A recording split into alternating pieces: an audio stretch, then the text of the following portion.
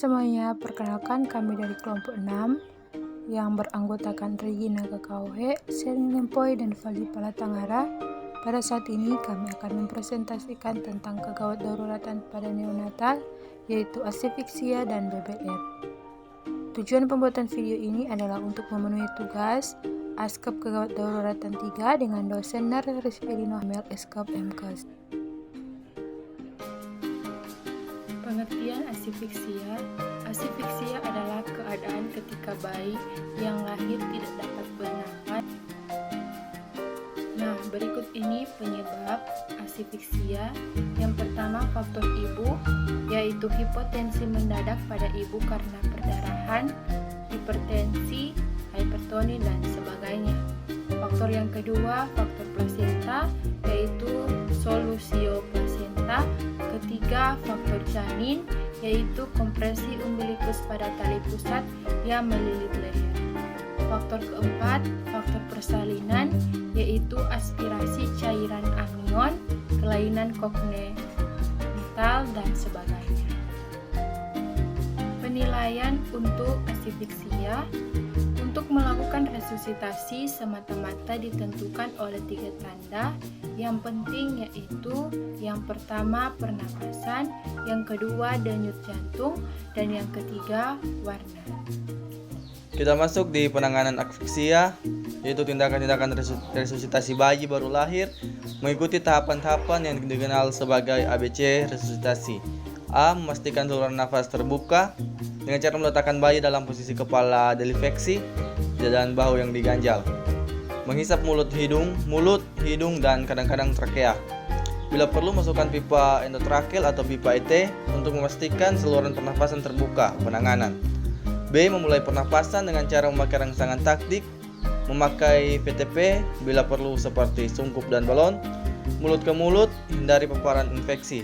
Dan C. Mempertahankan sirkulasi darah dengan cara rangsangan dan pertahankan sirkulasi darah dengan cara kompresi dada dan pengobatan. Kita lanjut dengan BBLR, yaitu bayi berat badan lahir rendah, di mana bayi berat badan lahir rendah yaitu bayi yang lahir dengan berat badan di bawah dari kurang dari 2.500 gram yang dapat dibedakan menjadi BBLR, yaitu 1.500 sampai 2.500 gram. BBLSR yaitu di mana kurang dari 1.500 gram, dan ada juga BBLER yang kurang dari 1.000 gram. Bayi lahir rendah mempunyai risiko kematian tinggi karena BBLR sangat rentan terhadap hipotermi dan infeksi.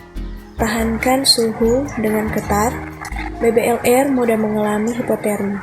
Oleh sebab itu, suhu tubuhnya harus dipertahankan dengan ketat. Penata laksanaan yang kedua yaitu mencegah dengan ketat infeksi. BBLR sangat rentan terhadap infeksi. Perhatikan prinsip-prinsip pencegahan terhadap infeksi, termasuk mencuci tangan sebelum memegang bayi. Penata laksanaan yang ketiga yaitu pemberian nutrisi atau ASI refleks menelan bayi baru lahir belum sempurna. Untuk itu harus diperhatikan cara pemberian nutrisi dengan cermat. Penata laksanaan yang keempat yaitu penimbangan ketat. Perubahan berat badan dapat mencerminkan kondisi gizi atau nutrisi bayi dan erat kaitannya dengan daya tahan tubuh. Oleh sebab itu, penimbangan berat badan bayi harus dilakukan dengan ketat. Kesimpulan dari materi ini yaitu kegawat daruratan neonatal apabila tidak segera ditangani dapat berakibat kesakitan berat.